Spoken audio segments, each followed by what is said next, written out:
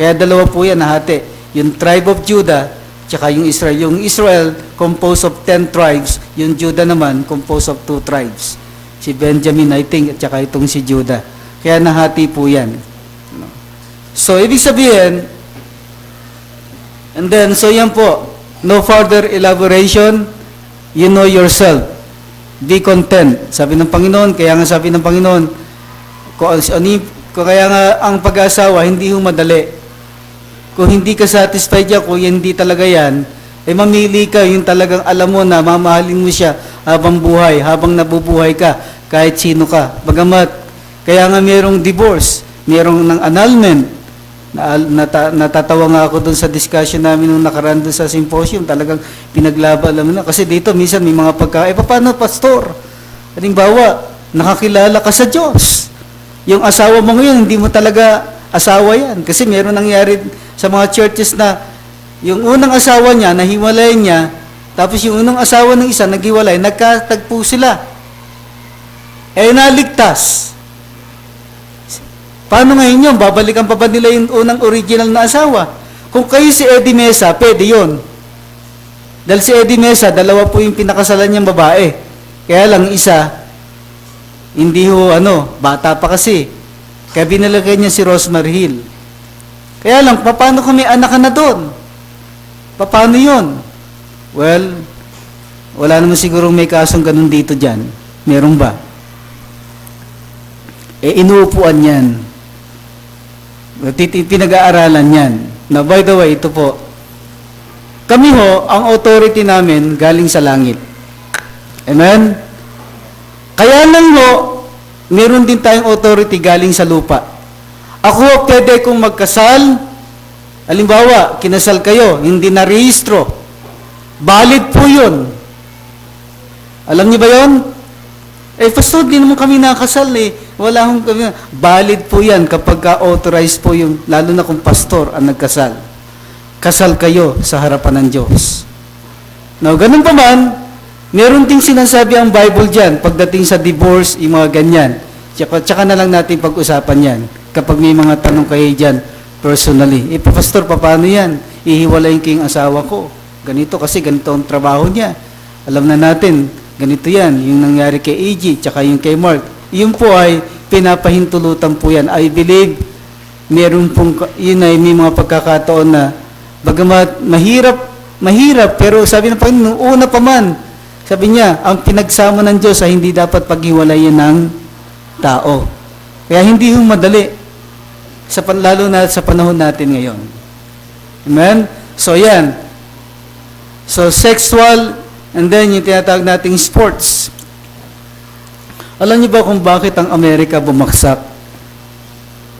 Una, because of immorality, pagiging sensual, pagiging worldly. At alam niyo, ang number 1 sa Amerika, yung sports. Nakita ko yan nung nandun ako. Kahit Kristiyano ka, pag may laban, lalo na yung tinatawag nating, yung, tawag dito, yung number 1 sport doon, it's not NBA. Football, yan, soccer, yan po ang number 1 dyan. Talagang kapag may yan, kahit minsan yung pastor, may laban yung ating team. Wala muna tayong service ngayon, doon tayo sa loob magsa-service sa arena.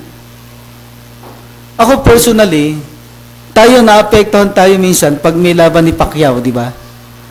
Amen? Merong isang pastor, alam niyo ako, pagkalaban ni Pacquiao, hindi ko yung binabanggit dun sa namin. Kasi minsan naiba espiritu ng tao. Kung minsan, di ba, sabi niya, naku, si pastor. Eh, minsan, alauna pa lang naman ang laban. Kaya minsan, naiiba yung natin kapag ako dati, very addictive ako pagdating sa larong basketball. Nung hindi pa ako Kristiyano, pag may laban ng Toyota Crispa pa nun, yan, sino dito naabutan pa yan? No, yun the best tandem eh. Wala nang hihigit pa doon, yung Toyota Crispa pa. Ako, pagka natatalo yung Toyota, kasi maka-Jaworski ako eh. Hindi ako matulog niyan. Mga ilang araw yun, iindahin ko yun. Yan. Pero pag nanalo naman, isang linggo kong masaya noon. No? So, ibig sabihin, kasi talagang idol na idol ko yung si Jaworski. As a matter of fact, nung makita ko yan, hindi na sa player, nung nandito yan, meron silang kaso dyan, yung tinatawag nating dyan sa may Mayamot. O, yan yung dati yan. Tapos nakita ko pa yung buhay niya, talagang maganda yung niya. Pero nung nakakilala ko sa Panginoon, 1980, totally, nawala po yung, nanonood pa rin ako, pero hindi nakatulad noon na, kasi passion yan eh. Ibig sabihin, na natin yan, naging habit mo na. There is nothing wrong with that. Pero hindi ko yan ipagpapalit sa mga lalo na pagdating sa Diyos. Yes, ako, hanga ako kay Pacquiao.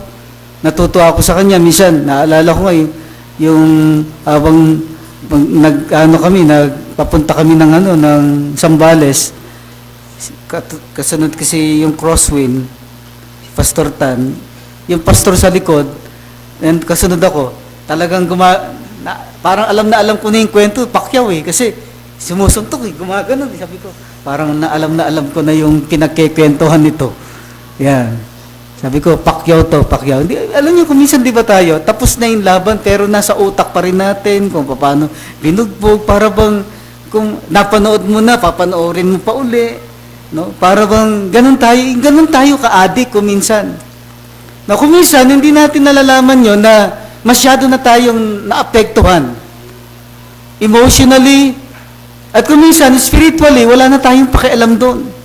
Ipagpapalit natin yung mga bagay na yan sa pagbabasa ng Bible, sa pagsamba, o sa pananalangin. Total, ang isip natin lagi, makakapaghintay naman yan. Don't you know that the Holy Spirit was being grieved? Kapag kung ano man yung nandun sa puso natin na parang mas mahalaga pa sa atin.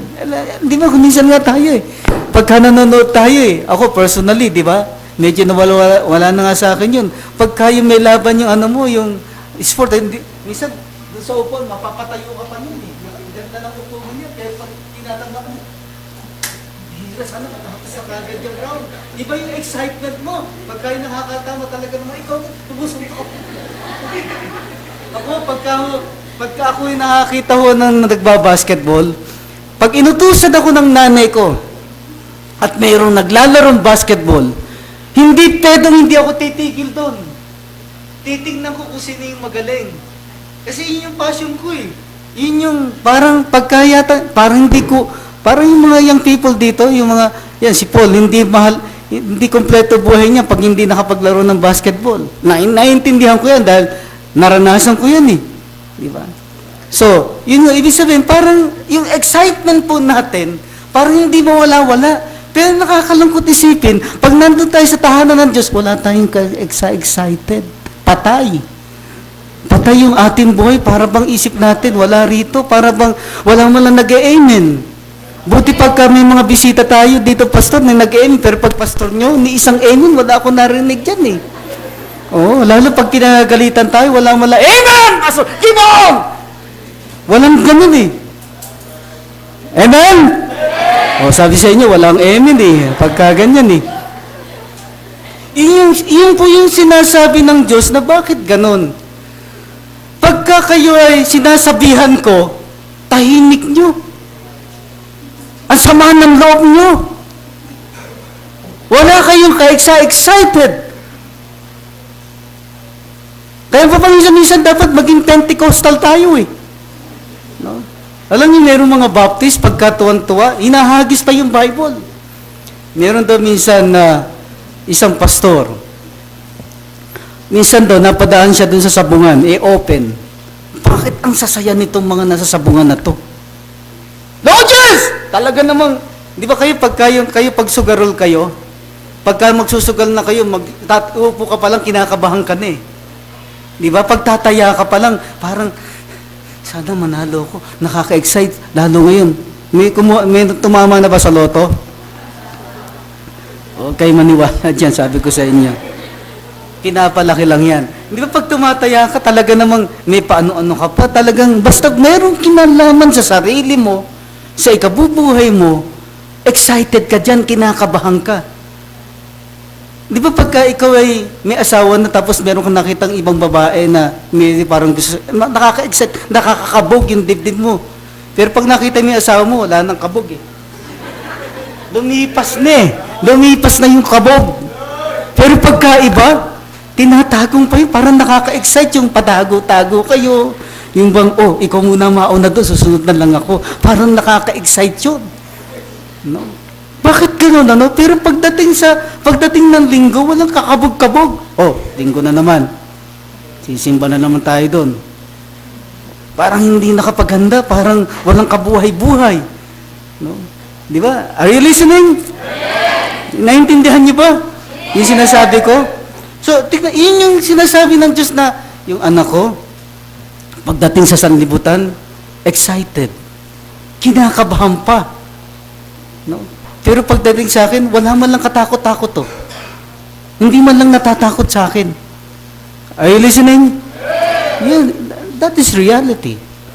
Minsan tayo, mas natatakot tayo sa sabihin ng tao, mas natatakot tayo dun bang wala tayo, kumbaga sa ano, pero pagdating sa Diyos, wala tayong katakot-takot. Para bang nagsalita lang siya, pumasok dito, labas dito. Pero meron kang naka-Facebook, hindi niyan tatantanan, hindi ka uupo dyan, kahit ihi ka na dyan. Kahit ikaw nga, pagka nanonood ka kung pagka-paborito mo, hindi ba rin magkaroon na ako ng sakit sa kidney. Okay lang yun sa akin, yan naman eh. Pero tayo kuminsan nga, di ba? Pag sa simbahan, parang lagi kang naiihi. Pagka yung nandito ka, parang minsan napupupo ka pa nga kuminsan. Bakit, di ba? Ang daming ginagawa ng kaaway pagka nandito tayo sa tahanan ng Diyos. Pati yung kausap mo, yung magte-text sa'yo, may kausap mo sana yung pastor ko, medyo iksi-iksi naman ang preaching ngayon. Kasi para, nagpunta ka pa. Umating ka pa. Eh, meron nung palang mas priority ka sa Diyos mo. Di ba? Bakit ka ang daming atake sa atin? So, syempre, ganun talaga yung kaaway ng Diyos eh. Ayaw niyang matuto tayo, ayaw makinig ka kasi para sa ikabubuti natin yan. Sa ikagaganda ng buhay natin yan. Kaya hindi maganda buhay natin. Bakit? Kasi hindi natin priority ang Diyos sa buhay natin. Hindi siya ang una sa buhay natin. Kaya pagdating ng problema, wala ka naman din pupuntahan. Kahit saan ka pumunta, bandang huli, sa Diyos ka pa rin lalapit. Ba't ganun ka naman? Sabi ng Panginoon, ikaw naman, kilala mo lang naman ako pagka talagang walang-wala ka na eh. Pero pagka meron ka naman, di mo naman ako maalala eh. Pagka masigla ka, pag wala ka naman sakit, okay ka lang naman eh. Pero pag may sakit ka na, at saka mo ako naalala, pambihira. Kaya nga, ang Diyos, lagi tayong binibigyan tuloy ng sakit. Kaya tayo binibigyan lagi ng problema. Hindi maubos-ubos. Bakit? Kasi sabi ng Diyos, sige, yan ba gusto mo? Ano gusto mo? Pagpapalo, o ano gusto mo? Samaan ng loob, walang kapayapaan, wala kang kagalakan. So alam nyo, hindi ko po anak tayo ng Diyos, masaya tayo. Amen? Hindi. Pero pagka pinaglaban natin ng Diyos sa buhay natin, ay, pambihira, itong anak ko na to. Kaya sabi ng kilala ko yan eh. Kilala ko ang bawat isa sa inyo. I know you. Kaya, sabi ng Panginoon, pero mas mahal mo yung mga bagay na to kaya sa akin, sports, entertainment, yun nga kanina napag-usapan. Minsan yung mga anak ko, ako, di ba, usong-uso ngayon yung Eat Bulaga, kung anong lahat ng mga entertainment ng sanlibutan na yan.